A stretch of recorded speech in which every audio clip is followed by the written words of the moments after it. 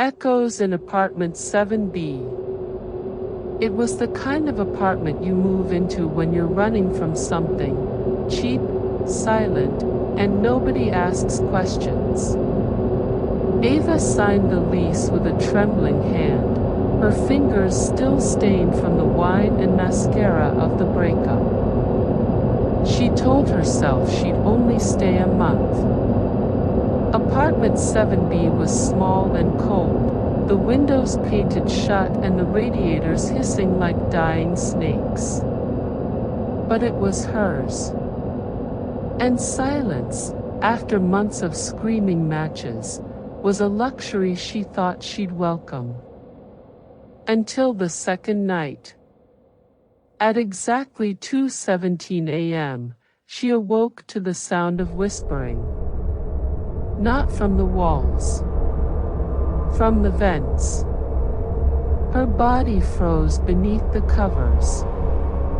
She strained to listen, thinking maybe it was a neighbor's TV or a pipe groaning. But the voice was soft and female. And familiar. I don't miss you.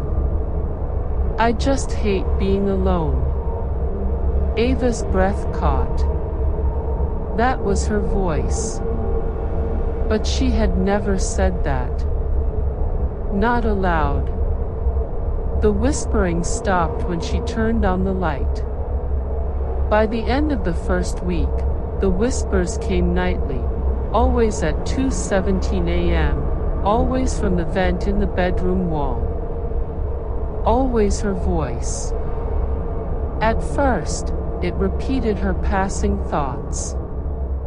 Regrets she hadn't confessed. Things she'd buried. I should have pushed him harder. I only stayed because I was afraid he'd leave first. It felt good when he cried. Some were things she might have thought. Others were too raw, too cruel. One night, she pressed her ear to the vent. The metal was cold. The voice was waiting. He didn't fall. Ava jerked back. No. She hadn't told anyone that. That she was there, on the balcony. That they'd been screaming. That he'd turned to go, and she'd reached out to grab him, but maybe pushed too hard. Maybe let go too soon. The police had ruled it an accident. Everyone believed her. Even herself, mostly. Until the voice said it. The next night, Ava unscrewed the vent cover with shaking hands. Dust rained down. Inside, only blackness. She reached in with her phone flashlight. It didn't reflect. Instead, she saw a shape, crouched inside the duct, a face with her features but twisted, grinning, whispering directly into her mind. Now you're listening. Good. The light flickered and died. She doesn't sleep now. She can't. Because if she does, the voice starts speaking before 2:17. And it doesn't just whisper anymore. It laughs. It knows things even Ava doesn't remember thinking. And sometimes, when she looks in the mirror at night, it blinks before she does. When Clara Morrow inherited the old Lockridge house, she was 27, broke, and just divorced. She hadn't spoken to her great-uncle Thomas in over a decade. But when the lawyer handed her a heavy brass key and a yellow deed, she saw an escape from the wreckage of her life, a place to start over. The house stood at the edge of Ash Grove, a town swallowed by pine and silence. Locals called it the Whisper House, but Clara thought they were just being dramatic. It was just a house. Dusty. Large. Half-choked in ivy. The kind of place where paint peels in long curls and the air smells like mothballs and damp wood. The first night was quiet. The second night, she heard the voices. At first, she blamed the wind. The old windows didn't shut properly, and the trees surrounding the house creaked like old bones. But the whispers came from inside, low, urgent murmurs, like someone speaking just around the corner. It's her. She doesn't remember. Don't let her see the mirror. Clara would walk from room to room with a flashlight, hard hammering, only to find nothing. No intruders. No radios. Just her reflection, pale and sleepless, staring back from the cracked hallway mirror. By the end of the week, the voices were speaking directly to her. Clara, why did you come back? You left us. Blood remembers. The mirror in the hallway was different. Older than the rest of the furnishings. It was fixed into the wall, framed in black and silver, and cold to the touch no matter the weather. She started avoiding it. But one night, around 3 a.m., she saw movement. Not her own. She was standing still, but the reflection tilted its head. She backed away, breath caught in her throat. The reflection smiled. Its lips moved, but no sound came.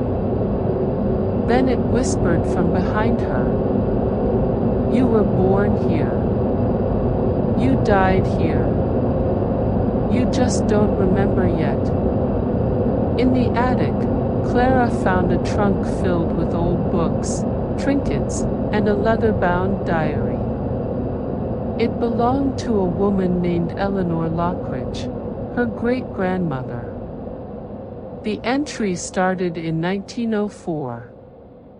They were ordinary at first: harvest notes, weather, family dinners. Then, the mirror showed me my daughter last night. She was crying, but not in this house. Not in this time. Voices in the nursery. They tell me she's coming again. But this time she'll bleed. Thomas says I'm ill. But the mirror says I'm finally remembering what we did. Clara dropped the diary. The pages smelled like iron. The basement door had been locked since she moved in. Heavy iron bolts held it fast, and no key on the ring fit. But one night, after a particularly vivid dream in which she stood in a stone room ankle-deep in water, the door was open. A chill seeped up the stairs. The air smelled of mildew and rot. She descended slowly, flashlight flickering.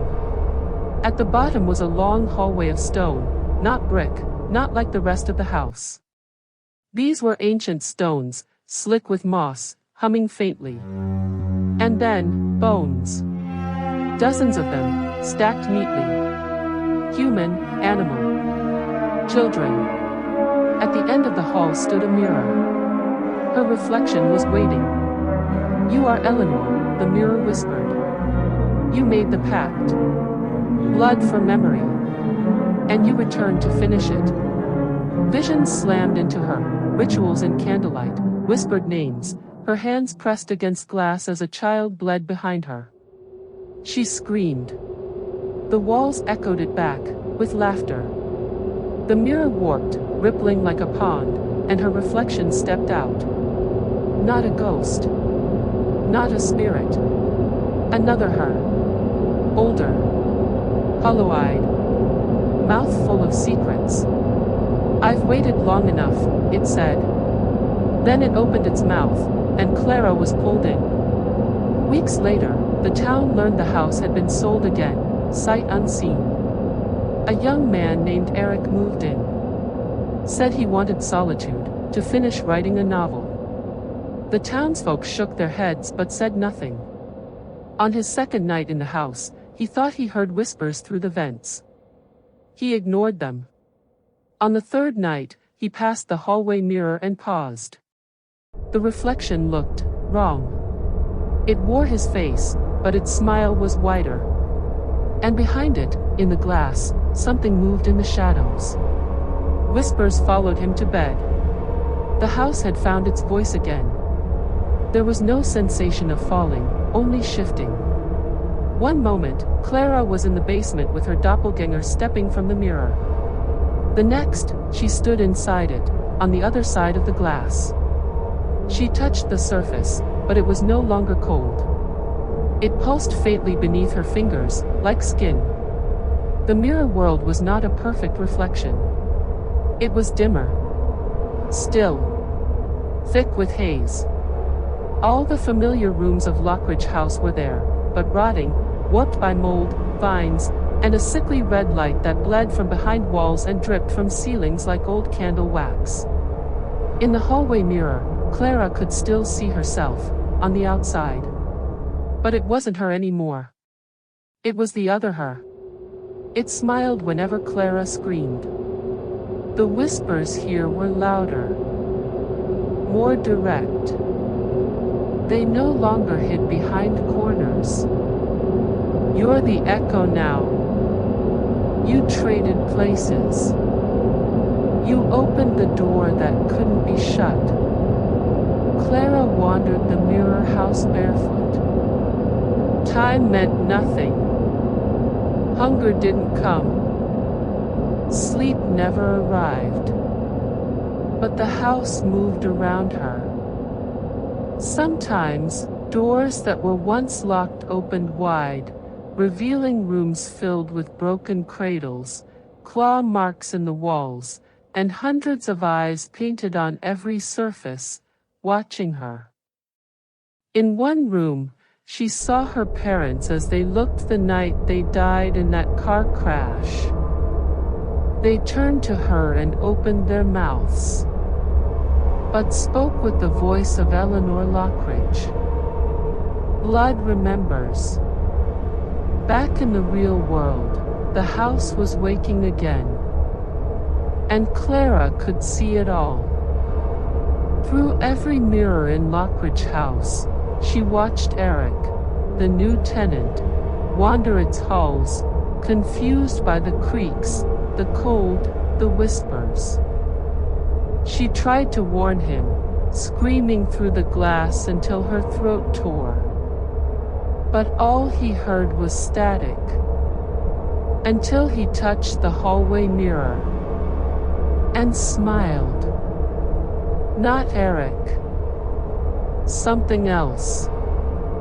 A shape that shimmered behind his eyes, waiting for the perfect host. The house chose them, one by one. Fed on their grief, their guilt, their unraveling. Eric was already unraveling.